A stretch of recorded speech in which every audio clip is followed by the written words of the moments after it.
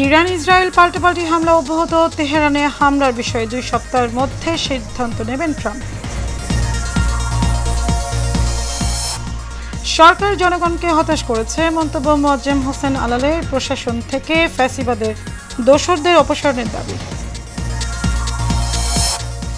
ফের অস্থির চালের বাজার, সপ্তাহ ব্যবধানে কেজিতে বেড়েছে 4 থেকে 9 টাকা। সিন্ডিকেটকে দুষছেন ক্রেতারা। এবং 4 বিভাগে ভারী বৃষ্টির পূর্বাভাস, পাহাড়ি ঢল ও টানা বর্ষণে ফেনীর মুহুরী নদীর বাঁধে ভাঙন, প্লাবিত নিম্নাঞ্চল।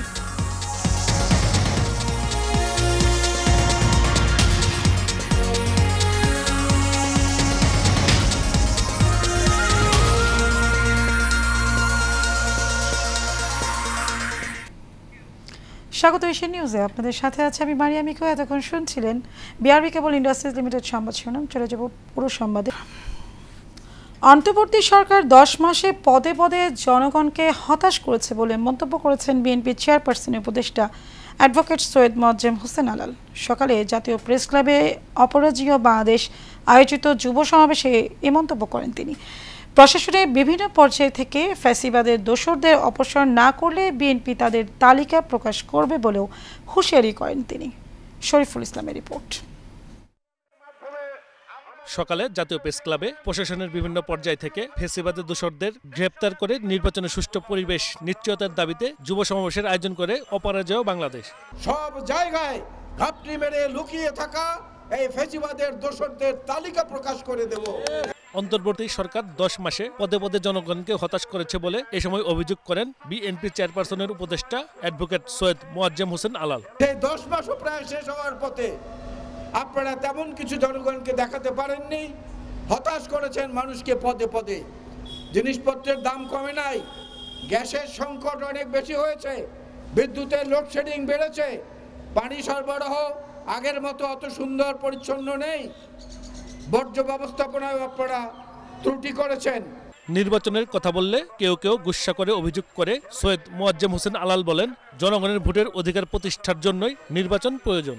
আমরা জনগণের পাশে আছি বলেই নির্বাচনের কথা বলি। নির্বাচনের কথা বললে আপনারা গোস্সা করেন, এই গোস্সা করাটা তো ঠিক না।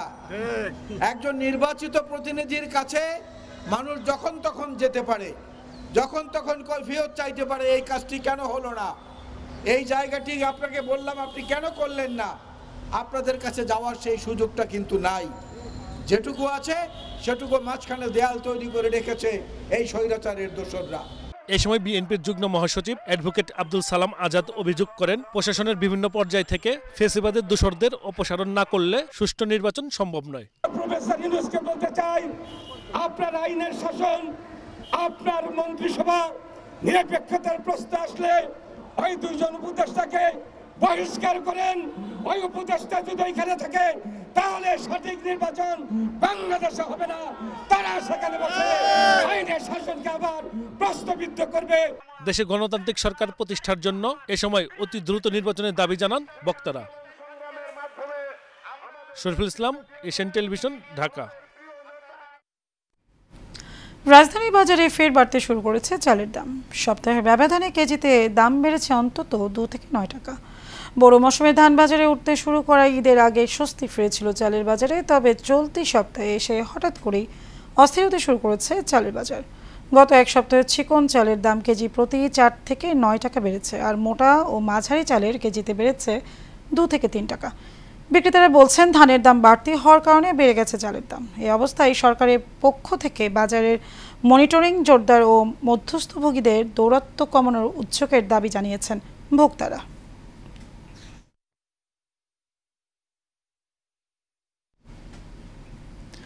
মৌসুমী বায়ুর প্রভাবে সাগর উত্তাল রয়েছে, তাই 4 সমুদ্র বন্দরকে 3 নম্বর সতর্ক সংকেত দেখিয়ে যেতে বলেছে আবহাওয়া অফিস। এছাড়া দেশের 4 বিভাগে ভারী থেকে অতি ভারী বর্ষণের আশঙ্কা রয়েছে। আবহাওয়া অফিসের দেওয়া সতর্কবার্তায় এই তথ্য জানানো হয়। এতে আরও জানানো হয়, দক্ষিণ পশ্চিম মৌসুমী বায়ু সক্রিয়তার কারণে আগামী 24 ঘন্টায় চট্টগ্রাম, খুলনা, রংপুর ও রাজশাহী বিভাগের কোথাও কোথাও ভারী থেকে অতি ভারী বর্ষণ হতে পারে। এছাড়া সক্রিয় মৌসুমি বায়ুর কারণে উত্তর বঙ্গোপসাগর এলাকায় বজ্রমেঘ তৈরি হচ্ছে, ফলে উত্তর বঙ্গোপসাগর, বাংলাদেশ উপকূলীয় এলাকা এবং সমুদ্র বন্দরের উপর দিয়ে ভারী থেকে অতি ভারী বৃষ্টিসহ ঝড়ো হাওয়া বয়ে যেতে পারে।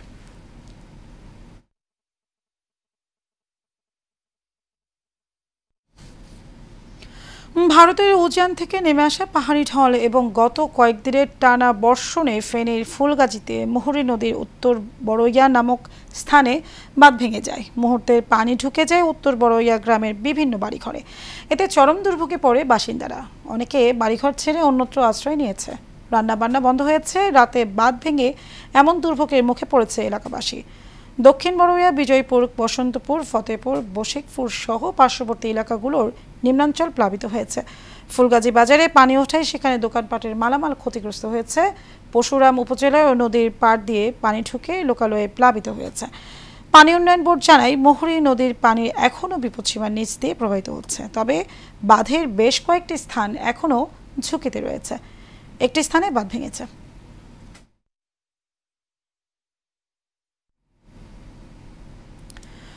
কয়েকদিনের টানা বৃষ্টিতে মানিকগঞ্জের যমুনা, কালীগঙ্গা ও ধলেশ্বরী নদীতে ভাঙন দেখা দিয়েছে। ফলে জেলার ঘিওর, দৌলতপুর ও শিবালয় উপজেলার বিস্তীর্ণ ফসলি জমি, শিক্ষা প্রতিষ্ঠান, হাটবাজার ও বসতবাড়ি নদী ভাঙনের ঝুঁকিতে পড়েছে।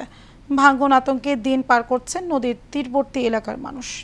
ওভিয়াসনের রিপোর্ট জানাচ্ছেন নূর মোহাম্মদ ভুইয়া। দৌলতপুরের অন্তত 20টিরও বেশি গ্রাম নদী ভাঙ্গনের হুমকিতে। হাজার হাজার বিঘা জমি আর স্থাপনা এরই মধ্যে চলে গেছে যমুনার গর্তে। জেলায় সারি প্রকল্প না থাকায় সরকারি খরচে জিও ব্যাগ ফেলা হলেও কাজে আসছে না তা। গত 2 সপ্তাহে হারিয়ে গেছে নিজভারেঙ্গা সরকারি প্রাথমিক বিদ্যালয়ের 3তলা ভবনসহ বেশ কিছু ঘরবাড়ি। ভাঙনের হুমকিতে রয়েছে 100 বছরের পুরনো আমতলী হাট, কয়েকটি শিক্ষা প্রতিষ্ঠান ও আশ্রয়ন প্রকল্প। স্থানীয়রা বলেন, জরুরি ভিত্তিতে জিও ব্যাগ ফেলা না হলে হারিয়ে যাবে আরো অনেক কিছু। এই পর্যন্ত 5টা ভাঙ্গা দিতে আর কিছু নাইকে, এখন শুধু সরকার এই আশ্রয় কেন্দ্রটা দিছে। এই আশ্রয় কেন্দ্রের মধ্যেই আমরা বল রয়েছি। কলা বাগান এই বছর ভেঙে গেছে এবং পাশে যে তিল ক্ষেত নদীতে বিলীন হয়ে গেছে। ভাঙনের জন্য কত কিছু আইসে টাইছে, আমাকে কিছু কয়টায় না আমরা আমাকে দেয়ও নাই। এখন যদি এইভাবে ব্যবস্থা না নেওয়া হয় তাহলে আমাদের এই হাট, গরুর হাট, আমাদের এই মসজিদ, আমাদের হাই স্কুল, আমাদের প্রাইমারি স্কুল, আমাদের একটা মাদ্রাসা, হ্যাঁ, আমাদের 2টা আশ্রয় কেন্দ্র মানে পুরা ঝুঁকির মধ্যে। স্কুলের কাছাকাছি নদী চলে গেছে। আমরা স্কুল যদি ভেঙে যায় তাহলে আমরা কিভাবে পড়াশোনা করব? যাওয়ার মতো পথ নাই, দিতে বাড়িঘর ভাঙিয়া যে চালমাল খাড়া করে রাখছি। ইটুমিটু যাওয়া আছে খালি নদীর মধ্যে জমি। সরকারের কাছে আমাদের গ্রামের পক্ষ থেকে একটা আকুল আবেদন, যদি এখানে বস্তা ফালানোর কোনো ব্যবস্থা করা হতো, বাড়িঘরগুলো ভাঙতো না। পদ্মা ও যমুনা নদীর পানি বিপদসীমার উপর দিয়ে প্রবাহিত হচ্ছে, ফলে নদী ভাঙনের তীব্রতা বৃদ্ধি পেয়েছে। ঝুঁকিপূর্ণ এলাকাগুলোতে আপৎকালীন ব্যবস্থা নেওয়া হয়েছে বলে জানালেন এই কর্মকর্তা। যে সমস্ত জায়গায় প্রচুর ভাঙন হচ্ছে, আমরা ইতিমধ্যে ঝুঁকিপূর্ণ স্থানগুলো অনেক পূর্বে আমরা নিশ্চিত করেছি এবং সেই আলোকে আমাদের পানি সম্পদ মন্ত্রণালয় এবং বাংলাদেশ পানি উন্নয়ন বোর্ড যথেষ্ট উদ্যোগের সহিত সেই ভাঙন এলাকাগুলো অতি ঝুঁকিপূর্ণ স্থান বিবেচনা করে আমরা কিছু কিছু জায়গায় আপৎকালীন কাজও চলমান রেখেছি এবং আমরা অতি দ্রুততার সহিত জিও ব্যাগের মাধ্যমে এই জায়গাটা আমরা পরিদর্শনপূর্বক পুনরায় আমরা যেন দ্রুততার সহিত কাজ বাস্তবায়ন করতে পারি, সেই ব্যাপারে আমাদের চেষ্টা অব্যাহত থাকবে। স্থানীয়দের আশঙ্কা, অতি দ্রুত যমুনা ভাঙন ঠেকাতে দ্রুত স্থায়ী ব্যবস্থা না নিলে মানচিত্র থেকে হারিয়ে যেতে পারে দৌলতপুরের বহু গ্রাম, স্কুল ও বাজার। নূর মোহাম্মদ ভুঁইয়া, এশিয়ান টেলিভিশন।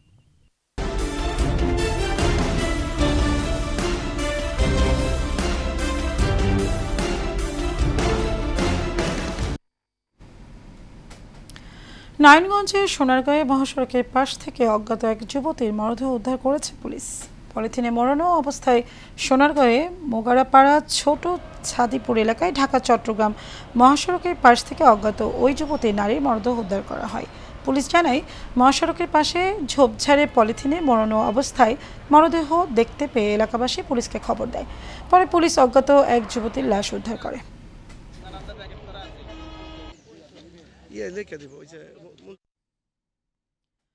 বরিশালের আগলছড়া উপজেলার শেরাল গ্রামে মিথ্যা মামলা দিয়ে এক পরিবারকে হয়রানির অভিযোগ উঠেছে।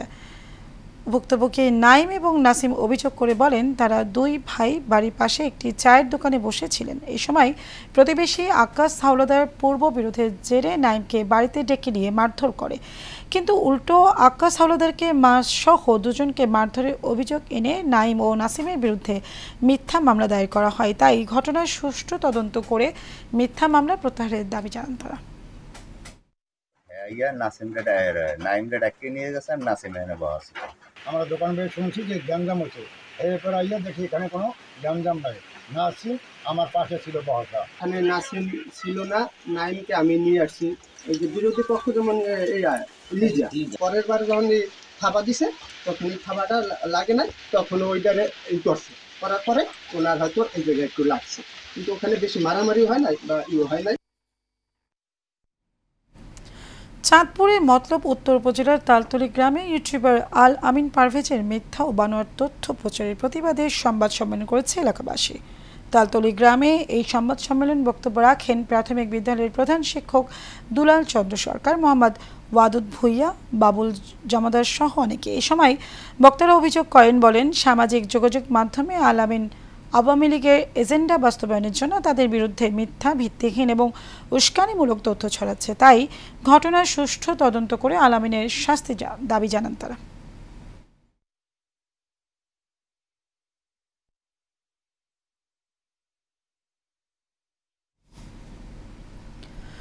মাদারীপুরের রাজ্যের উপজেলার কদমবাড়িতে ইউনিয়ন বিএনপি ও অঙ্গ সংগঠনের আয়োজনে জনসভা হয়েছে। কদমবাড়ি মহামানব গণেশ পাগল আশ্রমে এই জনসভা হয়। উপজেলা বিএনপি সাবেক সিনিয়র সহ সভাপতি অ্যাডভোকেট গৌরাঙ্গ বসুর সভাপতিত্বে ও পৌর বিএনপির আহ্বায়ক শেখ জাকির হোসেনের সঞ্চালনায় এতে প্রধান অতিথির বক্তব্য রাখেন সাবেক এমপি হেলাল জেরিন খান।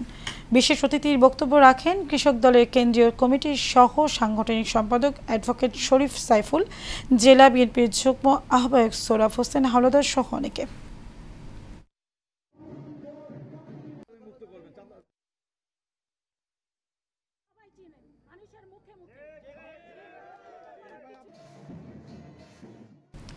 সাধারণ মানুষের স্বাস্থ্যসেবা নিশ্চিত করতে ফ্রি মেডিকেল ক্যাম্প চালু করলেন ঢাকা মহানগর উত্তর বিএনপির সদস্য সচিব মোস্তফা জামান। সকালে উত্তরা 10 নম্বর সেক্টরে এই ফ্রি মেডিকেল ক্যাম্পের উদ্বোধন করেন তিনি। অনুষ্ঠানে মোস্তফা জামান বলেন, ঢাকা 18 আসনে খেটে খাওয়া সাধারণ মানুষ, অসহায় ও দুস্থদের অনেকেই অর্থাভাব ডাক্তার দেখাতে পারেন না। তাদের কথা মাথায় রেখেই এই ক্যাম্প চালু করেছেন তিনি। আরও জানান, সবার জন্য প্রাথমিক স্বাস্থ্যসেবার ব্যবস্থা করা আমাদের নৈতিক দায়িত্ব। এই ক্যাম্প থেকে প্রতি শুক্রবার সাধারণ মানুষ বিনামূল্যে ডাক্তার দেখাতে পারবেন ও জরুরি ওষুধ পাবেন।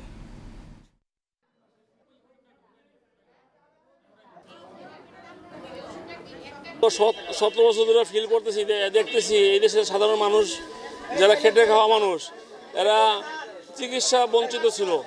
তাদের আর্থিক সংকট থাকা সত্ত্বেও এই সরকারের, বিগত সরকারের সময় তারা সরকারের পক্ষ থেকে বা কোনো ভালো প্রতিষ্ঠান থেকে কোনো সাহায্য সহযোগিতা পায়নি। শেখ হাসিনা পালায় যাওয়ার পর আমি চিন্তা করতেছি এই ধরনের লোকদেরকে যদি আমাদের সুযোগ আসছে, আমরা যদি হেল্প করতে পারি, তাহলে এই মানুষগুলো, এই দেশের মানুষগুলো একটু ভালো চলতে পারবে। রাষ্ট্রায়ত্ত সকল বস্ত্র ও পাটকলগুলোর অনতিবিলম্বে চালু করার দাবিতে বাংলাদেশ পাট ও বস্ত্র এবং কারিগরি শিক্ষা রক্ষা আন্দোলন কেন্দ্রীয় কমিটির উদ্যোগে মানববন্ধন অনুষ্ঠিত হয়েছে। সকালে জাতীয় প্রেস ক্লাবে সংগঠনের আহ্বায়ক ইঞ্জিনিয়ার মোহাম্মদ ফখরুল আলমের সভাপতিত্বে ও ইঞ্জিনিয়ার এবিএম রুহুল আমিন আকন্দের পরিচালনায় বিজিএমসি, বিটিএমসি, তাঁত বোর্ড, বস্ত্র দপ্তর সহ টেক্সটাইল সেক্টরের সিনিয়র পেশাজীবী নেতৃবৃন্দ বক্তব্য রাখেন। এ সময় তারা বলেন, বিজিএমসি, বিটিএমসি, তাঁত বোর্ড, বস্ত্র অধিদপ্তর সহ পাট ও বস্ত্র মন্ত্রণালয়ের অধীনস্থ সকল প্রতিষ্ঠানের নীতি নির্ধারণী পর্যায়ের সকল পদে টেক্সটাইল ইঞ্জিনিয়ারদের নিয়োগ দিতে হবে। পাশাপাশি বিজিএমের বিটিএমই ও বিকেএমই পরিচালনাধীন বেসরকারি কারখানাগুলোতে নিয়োগ সহ চাকরি বিধির দাবি জানান তারা।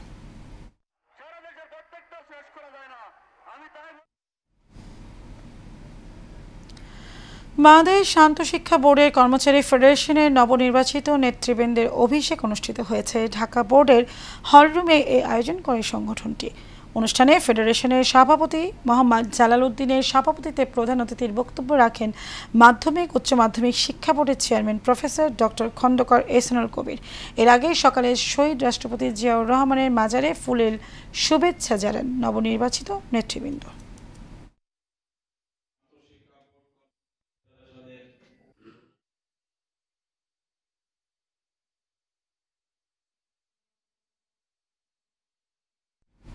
প্রবাসের খবর।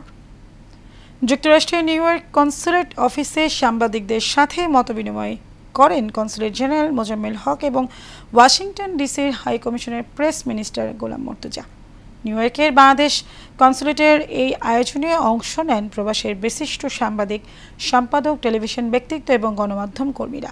এই সময় প্রবাসে সাংবাদিকতা করা গণমাধ্যম কর্মীদের অবদানের কথা তুলে ধরেন তারা। একই সাথে সাংবাদিকতার চ্যালেঞ্জ নিয়েও আলোচনা করেন। বিভিন্ন সাপ্তাহিক পত্রিকার সম্পাদক, টিভি মালিক ও গণমাধ্যম ব্যক্তিত্বদের সরব উপস্থিতি পুরো আয়োজনে এক উষ্ণ সৌহার্দ্যপূর্ণ পরিবেশ তৈরি হয়।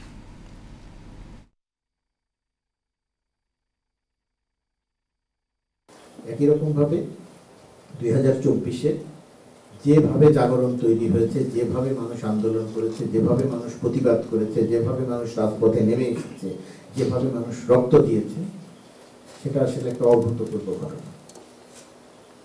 এই ঘটনা লিখে, বলে, এমনকি ডকুমেন্টারি দেখিয়েও বোঝানো সম্ভব নয় বাস্তবে যে ঘটনাটা কিরকম করে ঘটে।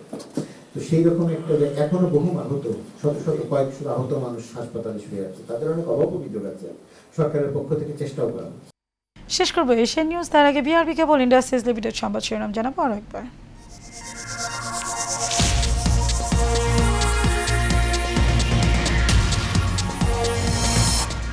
ইরান ইসরায়েলে পাল্টাপাল্টি হামলা অব্যাহত, তেহরানে হামলার বিষয়ে 2 সপ্তাহের মধ্যে সিদ্ধান্ত নেবেন ট্রাম্প।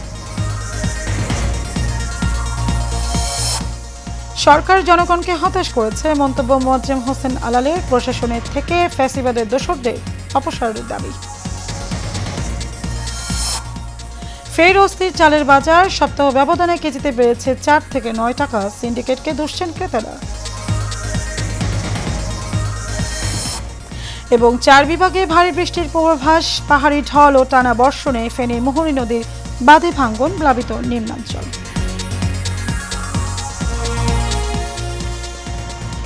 দর্শক, এই ছিল আমাদের এতক্ষণকার আয়োজন। আমাদের পরবর্তী সংবাদ দেখার আমন্ত্রণ রইল। ধন্যবাদ সবাইকে।